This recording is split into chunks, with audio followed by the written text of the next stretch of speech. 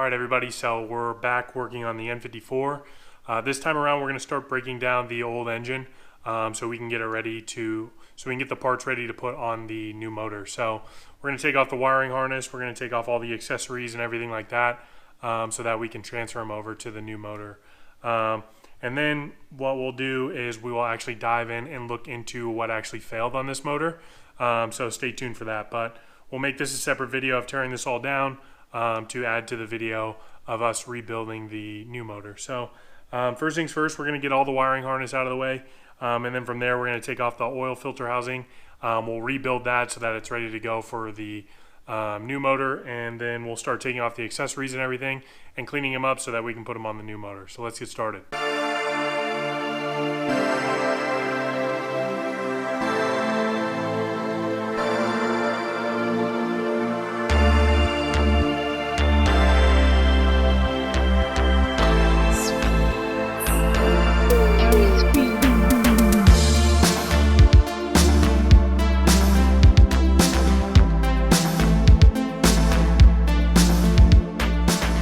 Alright, so the old engine is pretty much stripped down. The only thing I need from this engine is the injectors.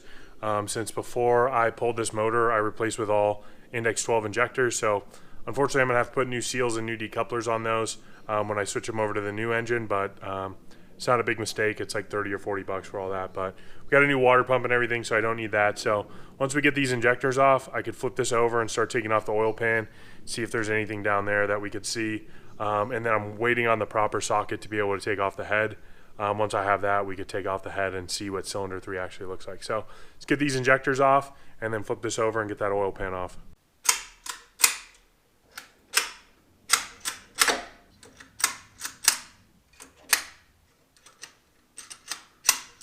All right, so I got the injectors out. I've got the valve cover off. Now we're gonna flip this over and see what's in the oil pan. So I took the drain plug out and tilted the engine a little bit to kind of see what comes out, just to minimize the mess, but it's a pretty gross milkshake.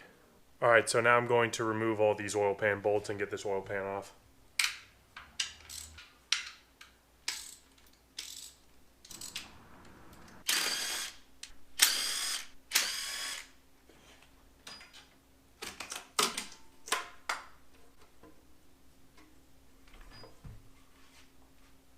So this one looks worse than the other engine, even though the other engine has more miles.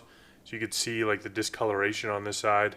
I'm not exactly sure what that's from, but I imagine it's not good. So we're just gonna pull this apart and kind of see what's in there. I know I was having trouble turning the crank pulley, so I want to see if maybe a rod is bent or something, or a rod bearing got jammed up. But I'm gonna slowly take it apart and see what's underneath.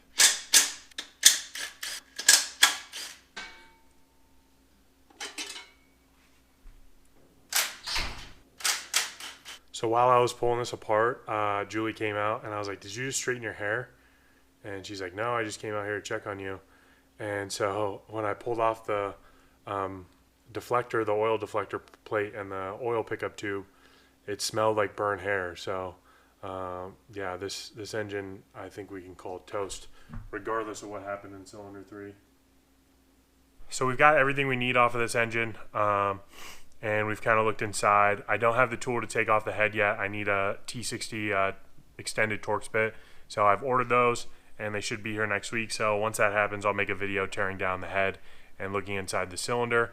But now that we've got everything we need off of this engine and most of our parts are showing up from FCP Euro, we can start the final assembly on the new block, or new to me block. So if you haven't already, you can watch the rod bearing video.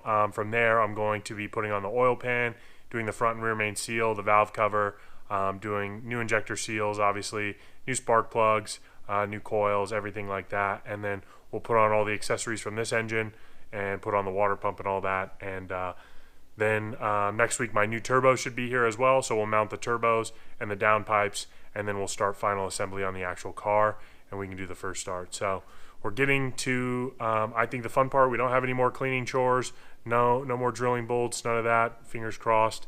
And now we can just do, be patient, take our time, and assemble. So if you haven't already, make sure you hit the subscribe button, drop a like on it. It helps out. keeps me accountable and finishing this build. So if you want to, see me finish this build, make sure you drop a comment below letting me know, and then, I'll keep you guys updated. So make sure you subscribe so you can keep updated with this, and I'll see you guys next time. Thanks for watching. I'm just really trying to show you love. Say you tired.